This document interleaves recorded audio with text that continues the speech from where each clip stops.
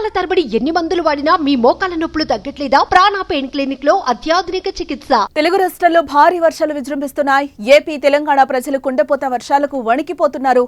లోతట్టు ప్రాంతాలు నీట మునిగాయి. వాగులు వంకలు పొంగి పొర్లుతున్నాయి. రోడ్లు జల దిగ్బంధమయ్యాయి. కొన్ని ప్రాంతాల్లో బయటకు అడుగు పెట్టలేని పరిస్థితి నెలకొంది. ఎటు చూసినా వరద నీరే కనిపిస్తోంది. రోడ్లపై చెట్లు విరిగిపడ్డాయి. పాత భవనాలు నేలకూలాయి. భారీ వర్షాలకు ఏపీలో 10 మంది చనిపోయారు. విజయవాడలో కొండ చర్యలు విరిగిపడి 6 మృతి చెందగా, గుంటూరు జిల్లా పెదకాకాని మండలం ఉప్పలపాడు సమీపంలో వాగులో కారు కొట్టుకుపోయి ఉపాధ్యాయుడితో పాటు మరో 2 విద్యార్థులు ప్రాణాలు కోల్పోయారు. మరో ఘటనలో వృద్ధురాలి కన్ను మూసింది. మరికొందరు తీవ్రంగా గాయపడినట్లుగా తెలుస్తోంది.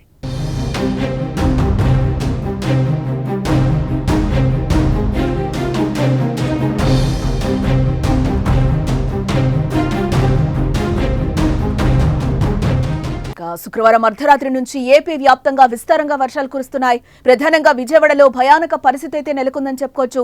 మొగల్రాజుపురంలో కొండ చర్యలు విరిగిపడ్డాయి. ఇంద్రకీలాద్రి కొండపై కూడా కొండ చర్యలు విరిగిపడ్డాయి. కొండపై ఉన్న ప్రోటోకాల్ రూమ్ పై భారీ బండరాళ్లు పడ్డాయి. ప్రమాద సమయంలో ఎవరూ లేకపోవడంతో పెను ప్రమాదం తప్పినట్లయింది. ఎప్పుడూ చూడని, ఎన్నడూ లేని వర్షం ఈ 2 రోజుల్లో విజయవాడను ముంచెత్తిందని చెప్పుకోవచ్చు.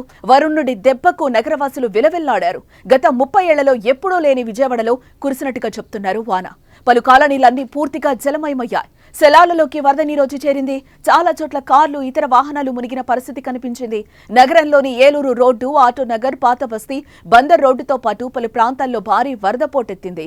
చాలా కాలనీలు నీటితో దర్శనమిస్తున్నాయి. రోడ్లు పూర్తిగా నీట మునిగాయి. వాహనదారులు తీవ్ర ఇబ్బందులు ఎదుర్కొంటున్నారు. ఆ విజువల్స్ అన్ని కూడా మనం సుమన్ టీవీ స్క్రీన్ మీద క్లియర్ గా కనిపిస్తున్నాయి. ఆ 4 బాక్సెస్ ఏవైతే ఉన్నాయో అక్కడ అన్ని కూడా మనకి నీట మునిగి మోకాళ్ల లోతు వాటర్ వచ్చినట్లుగా కూడా మనకి కనిపిస్తుంది.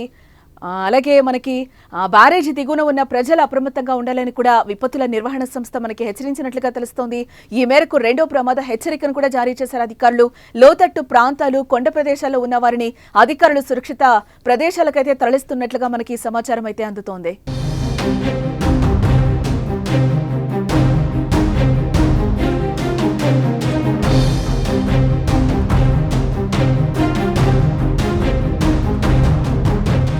ఇటు గుంటూరు జిల్లాను భారీ వర్షాలు అతలాకుతలం చేస్తున్నాయి.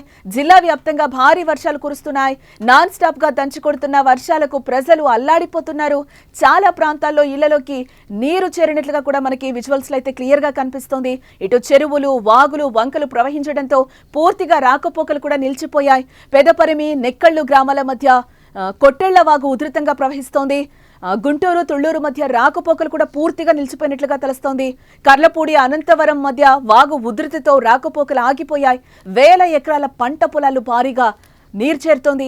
కాజా సమీపంలోని కొత్త చెరువుకు గండిపడ్డం, ఎగువ ప్రాంతం నుంచి వచ్చిన వర్షపు నీటితో కాజల్ టోల్ గేట్ వద్ద మోకాళ్లకు పైగా నీరు ప్రవహించింది. దీంతో ఇటు గుంటూరు, విజయవాడ వైపు వెళ్లే వాహనాలు సుమారు 3 కిలోమీటర్ల మేర నిలిచిపోయినట్లుగా మనకైతే తెలుస్తోంది. ఇటు మంగళగిరిలో రికార్డు స్థాయిలో వర్షం కురుస్తోంది. 34 గంటల్లో 28.1 సెంటీమీటర్ వర్షపాతం అయితే నమోదైనట్లుగా అయితే మనకి ఇప్పటి వరకు సమాచారాన్ని బట్టి తెలుస్తోంది.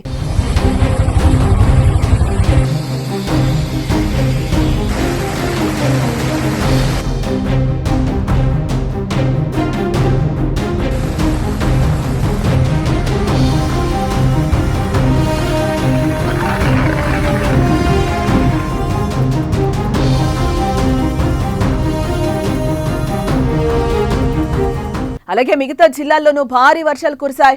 ఉత్తరాంధ్ర, కోస్తా జిల్లాలో భారీ వర్షపాతం నమోదైంది. ఎన్టీఆర్ జిల్లా మైలవరంలో అత్యధికంగా 21.95 సెంటీమీటర్ల వర్షపాతం అయితే నమోదైంది. ఇప్పటి వరకు గుంటూరు జిల్లా తెనాలిలో 17.8, మంగళగిరిలో 15.4, ఏలూరు జిల్లా నూజివీడులో 15, బాపట్ల జిల్లాలో 11, పల్నాడు జిల్లాలో 10, కృష్ణా జిల్లాలో 9 సెంటీమీటర్ల వర్షపాతం అయితే నమోదైంది. రాష్ట్రంలో భారీ వర్షాలు కురుస్తూ ఉండడంతో సీఎం చంద్రబాబు నిరంతరం పర్యవేక్షిస్తున్నారు. వర్ష ప్రభావిత ప్రాంతాల్లో పరిస్థితులు, సహాయక చర్యలపై ఆయన సమీక్షిస్తూ ఉన్నారు. సిఎస్, డీజీపీ, మంత్రులు, జిల్లా కలెక్టర్లు, ఎస్పీలతో చంద్రబాబు మరోసారి టెలికాన్ఫరెన్స్ నిర్వహించబోతున్నారు. సహాయక చర్యల కోసం జిల్లాకు 3 కోట్ల చొప్పున తక్షణ సాయం అందిస్తున్నట్లుగా కూడా ఆయన ప్రకటించడం జరిగింది. ఇటు వర్షాలు తగ్గే వరకు బయటికి రావద్దని చంద్రబాబు ప్రజలకు విజ్ఞప్తి చేయడం కూడా జరిగింది. స్కూళ్లకు సోమవారం కూడా సెలవు ప్రకటించింది విద్యాశాఖ.